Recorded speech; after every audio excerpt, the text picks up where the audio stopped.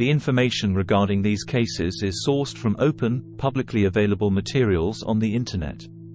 The video portrays a recreation utilizing a reputable platform for generating informative visuals. This documentary narrative is intended for informational purposes only. Welcome to Deadly Men, the channel that delves into the darkest realms of crimes worldwide. Today, brace yourselves for a bone-chilling tale surrounding Blessie Gotingco, a 56-year-old woman whose life turned sinister on a seemingly ordinary day. Residing in North Shore, Auckland, New Zealand, with her husband of 3 decades, Antonio Gotingco, Blessie's story unfolds with layers of mystery and tragedy. The journey began in the bustling city of Cebu, Philippines, where Blessie and Antonio's paths intertwined during their school days. From childhood friends to sweethearts, their love story saw them through the highs and lows, resulting in a family of 5 with 3 children. In 2004, the family embarked on a new chapter, relocating to the picturesque landscapes of New Zealand. Auckland, with its allure, became the cherished haven, offering Blessie the canvas for her passions, exploration, strolls, and the discovery of new places. A life well lived, celebrated with a recent birthday gathering on May 20th, where Blessie, surrounded by her children, enjoyed moments of joy and laughter. However, a foreboding cloud loomed as Antonio, her devoted husband, was absent, away on a work trip. Despite the physical distance, the Gotingco family thrived on their tight-knit bonds, eagerly awaiting the reunion set for June 15th. May 24th, a routine evening for Blessie after concluding her work at Tower Insurance. Unbeknownst to her, this mundane night would become a tragic chapter etched in the deep corners of crime. Opting for an unusual journey home, Blessie's decision to board Birkenhead Transport's 973 bus from Lower Albert Saint to Birkdale Road sets the stage for an unfolding nightmare. What transpired during that short walk of just 5 minutes from the bus stop to her residence remains a macabre mystery. Returning home early, Blessie's daughter, discovered an eerie void. The matriarch of the Goding County family was missing. Panic set in as inquiries with her brothers proved futile. In a desperate attempt to locate her, turned to technology, deploying the Find My iPhone app. The app unveiled a sinister tableau: Blessie's phone discarded on a grass verge, mere yards from their home. Beside it lay Blessie's shoes and Tupperware containers, stark remnants of her routine and normalcy. The initial speculation of a hit-and-run gave way to a more sinister narrative. A haunting scream. Witnesses observing a BMW overtaking the bus. The spotlight now turned on a figure from the shadows, 28-year-old Tony Douglas Robertson. A convicted sex offender and abductor, Tony's recent release from prison raised chilling questions about the true nature of the events that unfolded on that ominous night. In the 36 hours leading up to the horrifying incident where he raped and murdered Blessie Gotingco, Tony Robertson engaged in seemingly ordinary activities. He took the time to visit his father to wish him a happy birthday, attended his niece's netball game, and even assisted in mowing his half-sister Ruth Strickland's lawn.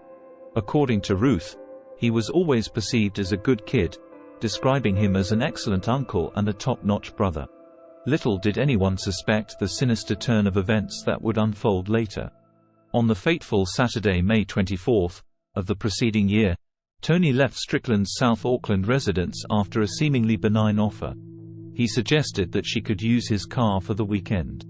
However, she declined the offer, unknowingly sparing herself from the dark turn of events that would transpire that night. That very evening, Tony would employ the BMW to tragically run down Blessie Gotingco before transporting her lifeless body back to his apartment. The sequence of events that followed involved a brutal assault and ultimately led to her untimely death. To dispose of the evidence, he utilized the car once more, transporting Blessie's body to a nearby cemetery, where he callously discarded it. Remarkably, on that very afternoon, Tony had expressed to his sister that she might need the car more than he did. Little did Ruth know that this seemingly considerate gesture concealed the chilling reality of the impending crime that would shock an entire community. In the narrative of this chilling true crime documentary, we delve into the unsettling reality surrounding Tony Robertson, a young man labeled as a "spoilt kid" with a supposedly really good upbringing. Unfolding in the aftermath of his reacquaintance with his sister after being released from prison, Robertson's behavior appeared to be consistent, generous and seemingly humble. On the surface, he insisted that his sister take possession of his recently acquired BMW 540i, even going so far as to offer his last $40 for petrol. This act of apparent kindness, however, masked a darker truth that would soon emerge. With his movements tracked through the GPS anklet mandated by his supervision orders following his release from jail for assaulting a 5-year-old girl, Robertson found himself at Eskdale Cemetery on Auckland's North Shore by 6 p.m. The documentary takes us behind the scenes, revealing Robertson's calculated preparations and ominous presence as he scoped the cemetery, an eerie precursor to the impending crime. As the clock neared 7:50 p.m., after some seemingly random drives around the neighborhood, Robertson found himself on Salisbury Road. Unbeknownst to him, Blessie Gotingco, a victim of circumstance, was disembarking from a bus after working late, a chance encounter that would set in motion a tragic and harrowing sequence of events. This true crime story unveils the darkness lurking beneath the surface of seemingly ordinary actions, a tale of deception, preparation, and the unsuspecting victims caught in the crosshairs of a disturbed individual. It was cold, and Gotingco was walking quickly to get to the home she shared with her husband and 3 children. Just 5 houses from her front door, Robertson mowed Gotingco down with his car. The impact broke her legs and ribs but could have been survivable. Robertson stopped the car, forced the injured Gotingco into the back seat, and drove her to his apartment, arriving by 8 p.m. to comply with his curfew. There, in the garage of his apartment, Robertson raped, strangled, and stabbed the mother of 3 before slitting her throat. The following morning, when his court-imposed curfew allowed him to leave the apartment, Robertson drove to the cemetery and dumped Gotingco's body. Eskdale Cemetery, a macabre stage where the truth lay hidden. 2 days after her disappearance, with the aid of a police dog, Blessie's violated body was unearthed, concealed under pine scrub, shrouded in foliage, and wrapped in a sheet. The horror intensified as revelations of rape and fatal stabbing echoed through the community, and evidence emerged leading to Tony Robertson's arrest. Born on February 28, 1987, in Hamilton, Tony Douglas George Robertson grew up in Mangakino under the care of his mother's family, as his father was largely absent. While attending primary school in Mangakino and later Tauranga, his childhood passion was softball. Described as respectful, obedient, and caring during his early years, Robertson respected elders and had a love for children, according to his mother, Maria McQuarters. However, his path took a darker turn during high school in Tauranga, where he fell in with the wrong crowd. Between the ages of 16 and 18, Robertson amassed a criminal record, engaging in offenses ranging from assault to burglary. At the age of 18, he faced a serious accusation, luring a 5-year-old girl into his car and subsequently abducting and molesting her. Convicted in 2006, Robertson received a 7.5-year sentence, extended for assaulting a prison guard. Released in December 2013, Robertson's mother, Maria McQuarters, supported him upon his return to Auckland, setting him up in an apartment.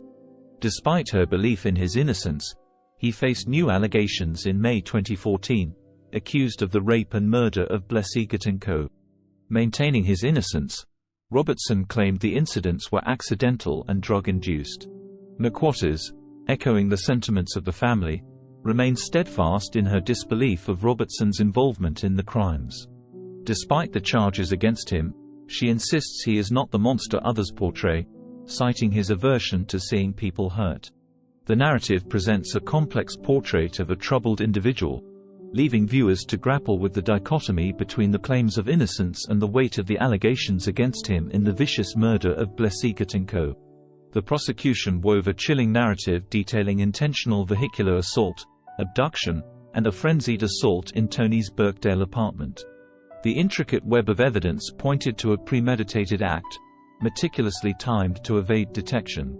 Forensic revelations of luminol testing and Blessie's injuries, inflicted while alive, painted a portrait of horror etched in the grass and scars on her body.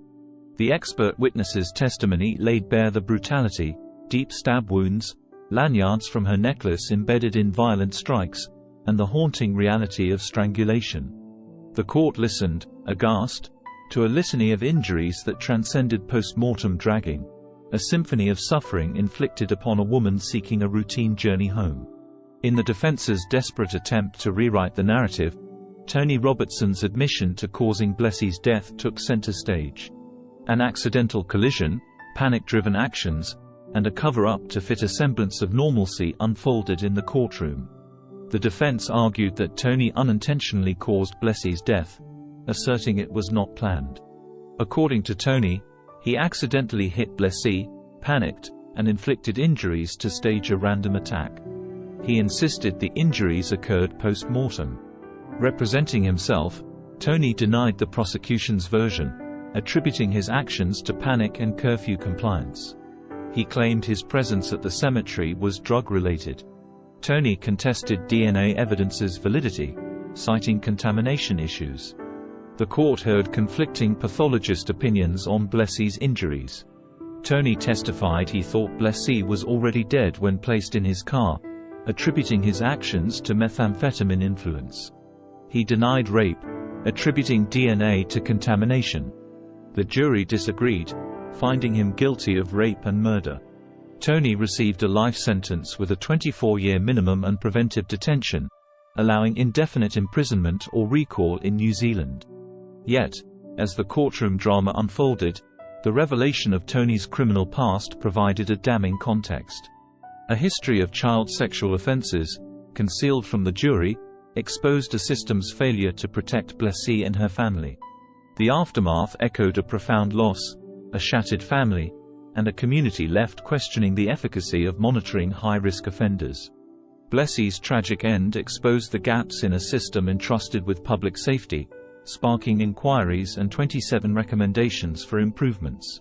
As the final gavel fell, Tony's appeal for a manslaughter charge was rejected, leaving a scar on the justice system that failed to shield a vibrant life from the clutches of a predator. Thanks for watching. Like, subscribe, and join us next time as we unravel the mysteries of crimes worldwide.